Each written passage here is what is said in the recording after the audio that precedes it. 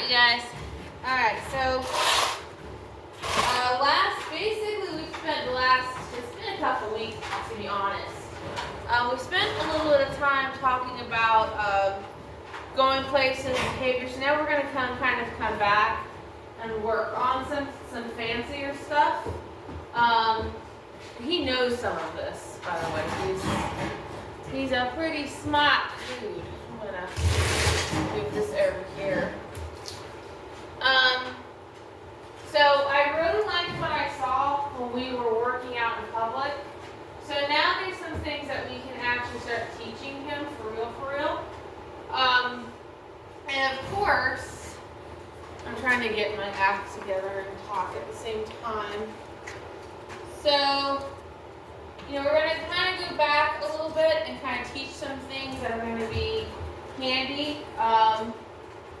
In my opinion, again, we're kind of getting into the unnuanced area, or the nuanced area. Everything previous to this, I think, is very necessary for a dog to stop. Thank you. Wow, he's got pica. He's got that pica disorder. He eats everything he sees. It's kind of crazy. And that's actually one of the reasons why we switched from a slip lead to a prong collar for going out in public, just because he does have that disorder, so it makes it, he doesn't make good decisions, basically. So he's kind of already done this before, this particular part here, and he knows the rules. But basically, there are some things that he could do that could make life a little easier for me to handle him, and especially if he goes out in public a lot. There are some things such as, a middle command where he actually goes between my legs and sits, or, maybe he comes to an actual heel position where he can actually kind of get out of someone's way, and it gives him a target area to go to. Those are the kind of little things, going forward that I think are going to benefit him quite a bit. So again, is he going to use it in a competition or whatever, or obedience? No, I highly doubt that. Maybe, I don't know. I'm going to actually move a little closer. But in all reality, these are things that he can use in real life. Because if he is in public and, there is a dog coming, I can put him in a sit, I can put him in down, but I can also put him between my legs, put him in a down. That's the safest spot for him. Or if we're at a grocery store and there's somebody, there's kids, or there's somebody with a car, the safest place for him is going to be in between my legs, like middle, or in heel position. So there's a lot of things that he can do. I'm trying to think of where the hell I just put the toy, because all the balls are in the house, and this is the closest thing I got to a ball, and he's really excited about it. So I'm just going to do that. Alright, so I'm going to start off with this. So of course, the biggest challenge for this is to get them on the platform. And of course, you can see he's already on it. It's not what he's done this before when he was a baby, so he knows this. So it's just recreating that picture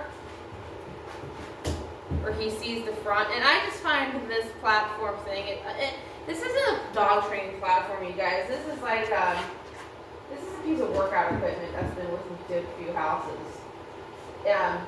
Gosh, I can't tell you. It's probably been, I've had this thing for 4 years. Almost 4 years, which is insane. Yeah. So I use my jackpot reward system to kind of make things easier. He's like, I don't know what to do with that. That's so big for my little mouth. What are we going to do, buddy? Come on, mister. Come on, mister. I want to get him in the habit of carrying stuff and bringing it to me. Come on, mister. Come on, mister. And it just might be too much for him. You are a retriever after all. Yeah. That's your baby. Oh, what a good boy. That's better. better. So, because that's actually one of the next things we'll be working on teaching him. Retrieve.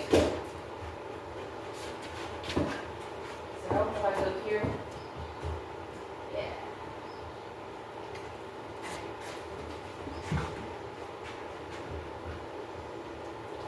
Now, the argument could be that I want to teach focus, right? So the argument could be I want that eye contact, and the moment he makes it, I mark it. I find between you and me and the chicken post, fence post, whatever, it's early, guys. It's like 6 in the morning. I haven't had any coffee yet. What I find to be true is the more that you work your dog, you're gonna give them eye contact for certain cues, and they're gonna look at your eyes for certain cues. So I usually am not too hung up on focus thing, because you get that focus through repetition anyway, and rapport. So where a lot of people might be, oh, I really want focus and work on focus, I'm gonna teach focus. Focus comes with experience and like, hey, what's the next step? Because believe it or not, we give a lot of very subtle cues through our face, body language, and our dog is always looking at that. So I don't lose a lot of sleep over teaching focus. I just don't. I don't. You? All right, so we're going to teach middle. I'm going to introduce that concept, and I'm going to show you what I do. So platform is a really good place to start. It's not very confusing. It gives them a pinpoint focus place to be, right? You can see he's just hanging out here. So now what I'm going to do is I have food in both hands. All right, so I'm going to notice too that my legs are in the middle. They're like straight up and down together. When I want him to do the command, I'm actually going to widen my legs. So he's got a place to go. So if I'm asking him to come to me or go front, I want my legs together because I don't want him to middle. If I want him to middle, I'm going to make sure they're open.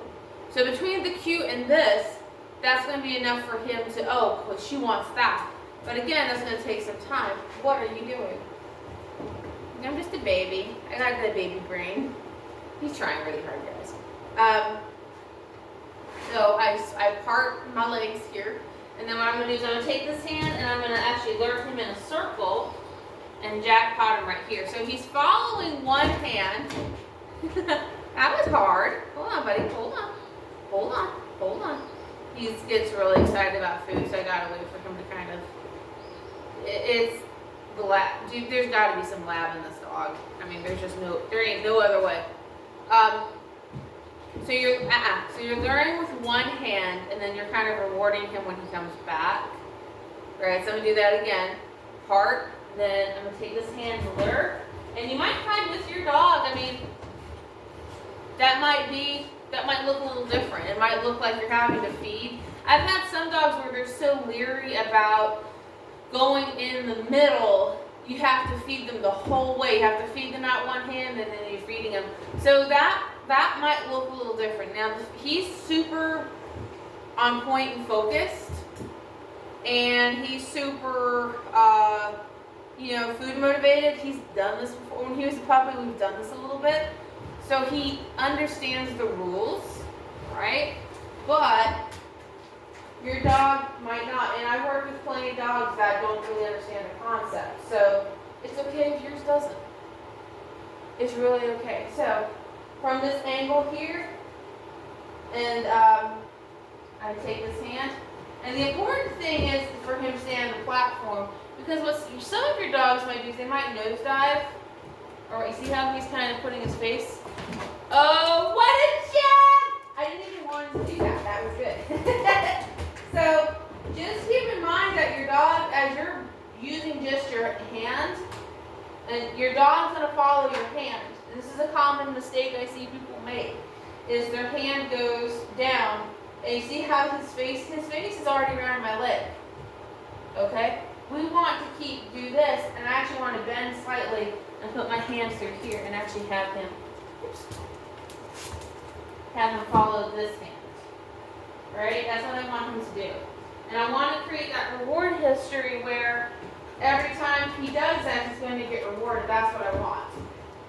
It's really the concept, honestly, guys, is really no different than our sits, our downs, nothing like that. It's the same thing, right? All right, so I'm gonna do the same thing here. Yep, so this hand basically catches. So that hand is going to lure, and this hand catches. All right, so I'm gonna do that again, and I'll give him a little play break here. So this hand lures, there. That's what we He's Dan. It's been dewy this morning. It's a little dewy. You dewy? Dewy boy? Yeah. So are you dewy? Are you on me? Are you being rude? Do you have rude behaviors? Wow! Oh, I might have thrown it in a bad spot. I'm sorry. Oh, you were just so smart. Come here, big dog. Come here. So, I'm trying to set him up for working on retrieval, like item retrieval. So I want him to get comfortable. He's really good at fetch and chasing stuff. But I want him to get good at bringing me stuff. Come here. So to me, it kind of starts here. Yay!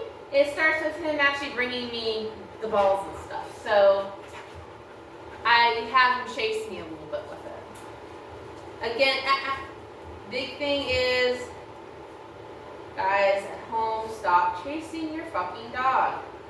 I cussed, but this is going to be on for Patreon. It's okay. I can do that. Quit chasing your dog. Let the dog come to you. Alright, so I'm going to end on that note because that was a pretty good note.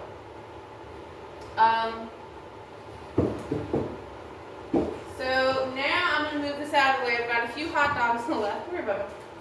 There you go. I've got a few hot dogs left. So I'm going to talk a little bit about the heel position. And depending on how he does, I might have to, next time, I might have to put the leash and prong or slip lead on him.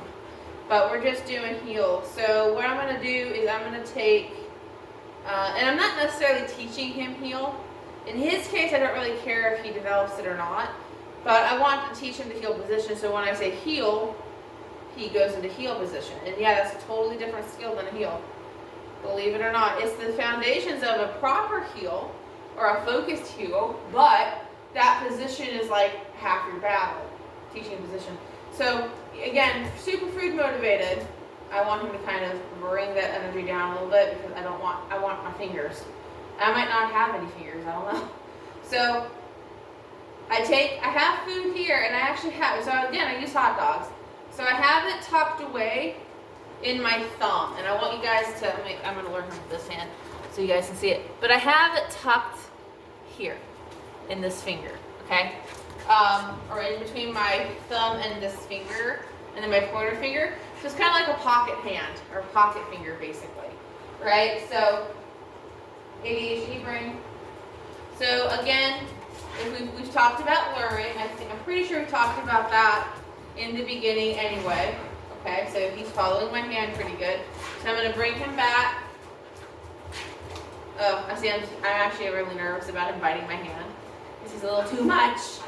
You're a little too food motivated. No, don't bite my hand. So we're going to have to put a leash on him because he's doing too much. He's a little too excited. So give me 1 second. Now I'm just slip lead on, but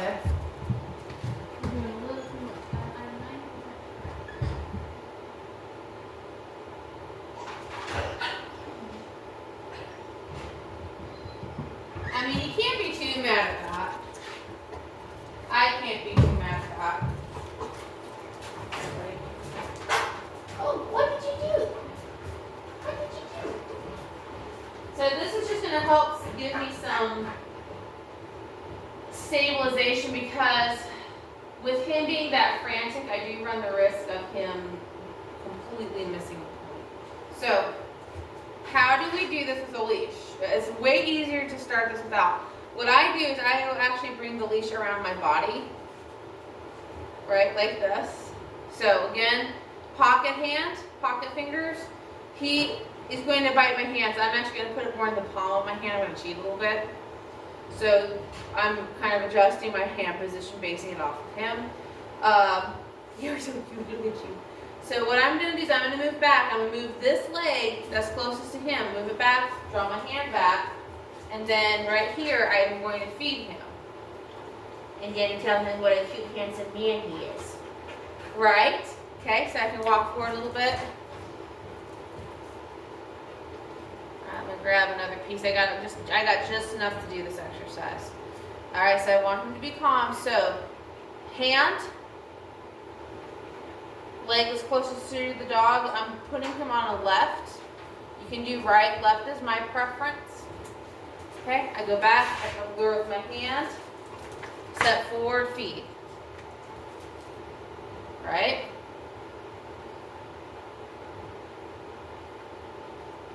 Back.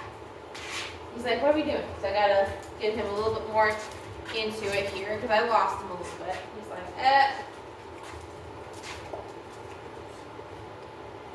Good boy. So I wanted to get him to the habit of waiting, which is another reason why I'm actually decided to use a slip lead.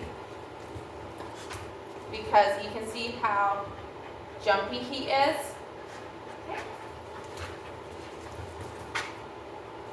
You know, he's more likely, if he's loose, he's more likely to jump into my hand and bite my fingers than he is actually follow it. So it's kind of that fine dance between teaching him that and using that pressure to kind of hold him down. And it's not really holding him down necessarily. It's really about keeping him from making that bad decision, because if he jumps up and bites my hand, which he's just excited to do, right? You saw how I had to kind of stop him earlier. I kind of told him off and everything, but he's so intrigued with my hand, and he said, oh, there's food there, I really want it. To me, it just, keeping a slip lead or a leash on a prong or something, if I have a dog that's super motivated and they're hard to feed, and so there are dogs that are harder to feed than others. Gus is one of my guys that I've had for about a year, but he was actually, before he became my dog, he was actually a client's dog. And funny enough, my landlord's dog, and or family dog, but kind of everyone's dog in a certain way. But he became my dog last year, and so he just, really super hard to feed. Like I'm trying to, and he's 4. He was 4. He's 5 years old this year, but he was 4, and I'm trying to teach him a heel position. And of course, he is a Malinois, so he's very high arousal Malinois. He's just he ranks up there kind of with that. And so that dude would give me blood blisters all over my fingers. And I'm like, no, we're not doing this. I mean, he actually just gave me one by accident. We were doing some pedestal work, and I actually do have a blood blister under my thumbnail, but that was not this. The heel work itself was difficult because he was just blowing through everything, just trying to get to the food. So he's super toy motivated, super food motivated. So I had to use that kind of like how I was using it with him.